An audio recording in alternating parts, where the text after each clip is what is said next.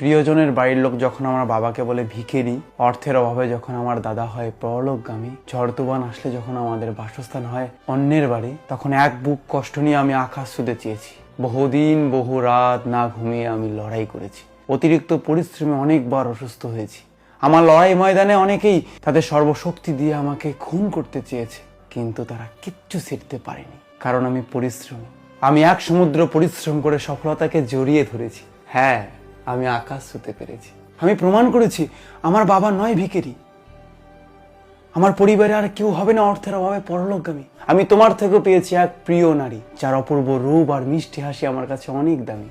আমি তাকে বিয়ে করেছি, আর আজকে আমরা অনেক সুখী। তবে আমি অতীতকে ভুলিনি। অতীতে ছিলাম অসহায় আমি, তাই অসহায় মানুষদের বন্ধু ভাবি। নিজের মধ্যে খারাপ দিকগুলোকে খুন করে হতে চাই সম্মানী। আমি হাজারো আমার মতো গরিব ছেলেদের মনে দিতে চাই এক শক্তি, যে শক্তি তাদেরকে করবে পরিশ্রমী। আর তুমি পরিশ্রমী হলে সফলতা নিজেই তোমাকে বলবে আমি তোমাকে ভালোবাসি।